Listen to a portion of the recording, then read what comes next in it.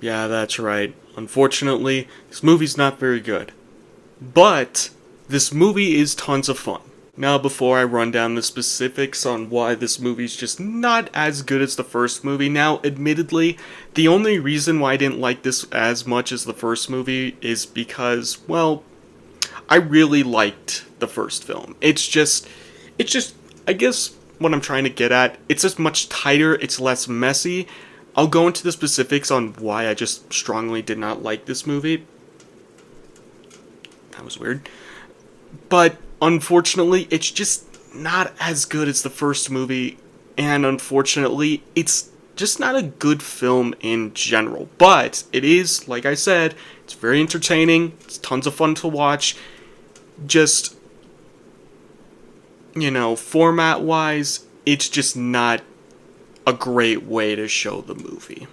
Now, just to get this out of the way now and just lay it all out there, now, admittedly, this movie does knock it out of the park with the casting of the adult losers, I guess you can say. Now, obviously there's James McAvoy, Bill Hader, and Jessica Chastain, you get those, but James Ransom, like everyone else, the cast does an extremely well done job. Now, Pennywise, what's also pretty nice about this movie is Pennywise doesn't show up a whole lot, but you do get more of its forms, which is kind of nice, and that's a big plus on this movie is you do get to see more of Pennywise or its forms versus just the standard clown. But it is disappointing because, again, Bill Skarsgård, he does an excellent job as Pennywise. But with that being said, cast does an excellent job as always. It looks pretty. I mean, I'm trying to think of all the best positives I can give this movie. I would say it's a good finale, and it does do the original novel. It is accurate to the novel. It does reference a lot of the novel's elements. The Ritual of Chud's a little bit different. Those of you who have read the book know how utterly bizarre that sequence is, but nonetheless, Stephen King's elements in his books are there, down to the point where he even has a cameo in this movie. It's really, technically speaking, it's really good. Now, I know that may be a bit pretentious to say that technically the movie's good, but it's true. The movie does look really pretty, and the actors do a really good job. It's a decent conclusion to a story, if not all entirely satisfying. It's just a bit messy. Now, I'm going to get into the negatives here and just start off by saying, in terms of the story, it's just not as good. Now, this is going to be a mixture of both positive and negative elements. Now, the negative being, in terms of, they go on a scavenger hunt, essentially, in this film, and I'm pretty sure that doesn't even happen in the book. I'm like 99.9% certain that does not happen in the book, but here's where I'm going to get into the really good positives here, because each and every part of the losers, they all have a flashback that they all tell at some point where they encounter Pennywise or the it creature, and it's tons of fun. To a Paul Bunyan statue coming alive, to Beverly's flaming head coming alive, missed opportunity to have like a creepy, those of you who have seen the film, Ben at one point is hiding in the locker and there's a creepy poster behind him. Missed opportunity for Pennywise not to transform into that, person on the poster. That would have been honestly pretty funny. The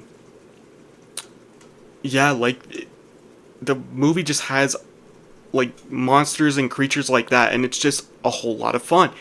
Even a naked lady, old naked ladies running at the screen. It's fun. And the movie does that for a good chunk of the movie. But not Mike, though. Apparently he shot a scene and it just didn't appear in the final cut. Yeah, Mike gets shafted in this movie, which is honestly disappointing to see. Man, it's disappointing to see such a really good actor just get utterly shafted and a really decent character.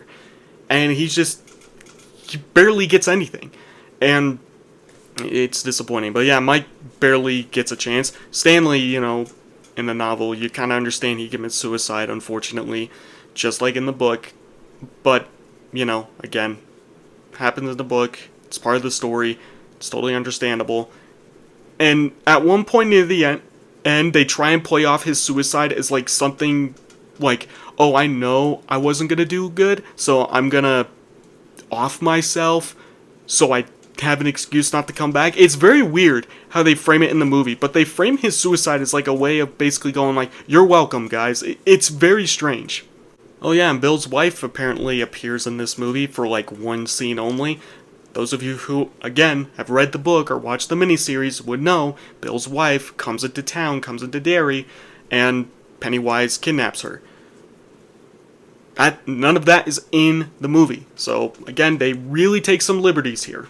Now, like I said, by the time you get to the finale where Bill's gonna go down to the sewer to face off Pennywise, there's like 45 minutes to an hour left of the film, and admittedly it does drag, but when you find out about this, you're just like, wow, you just blew past like almost 2 hours of the film because you're just having so much fun.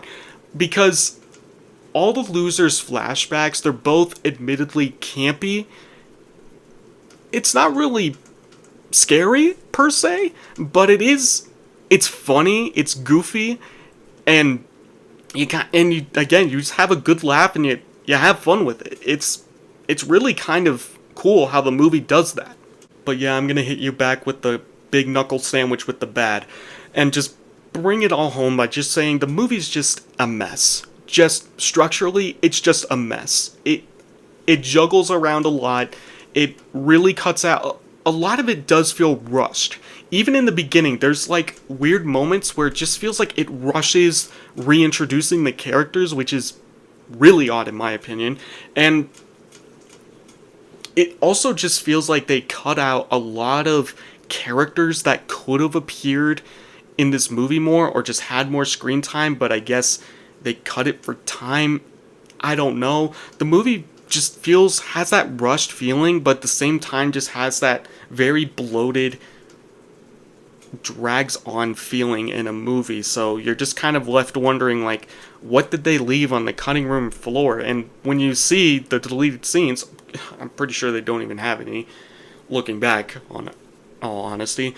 It's just kind of baffling what they do leave in and also what they do cut out, because you just feel like you feel the length, but you also just feel like there was a lot missing here. But yeah, the biggest sin this movie commits is Pennywise's final form. Now, those of you who've read the book, you get Pennywise ultimately kind of comes across. He turns into a giant spider. Both in the book, I'm pretty sure, and both in the miniseries. And he does transform into a spider here, but I tried to give it some credit when I rewatched this and went like, okay, it's part of the goofy, campy moments in the film, so it fits. But I can't help but just kind of be disappointed because I'm going to show you a fan edit of what the spider could have looked like, and it's horrifically scary. Oh, I don't like it. Yeah, just look at this thing. It's scary. And then you compare it to the final product, and you can't help.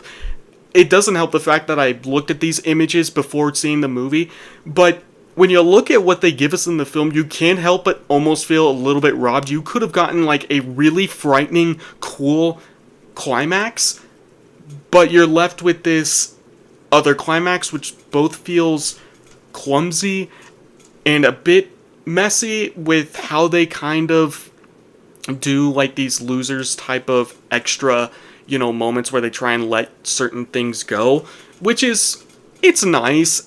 Admittedly, it's nice, but again, it's just kind of like, oh, we could have gotten this very scary spider, but you know what?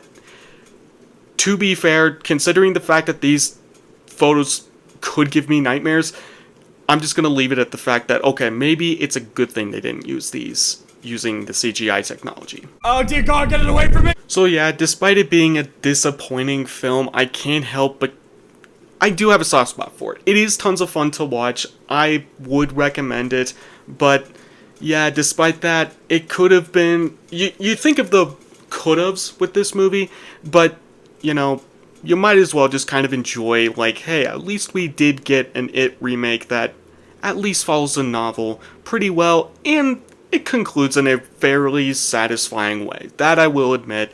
It's fine. It's perfectly fine. It's just not good. It's fine. I don't want to call it good. It's just not.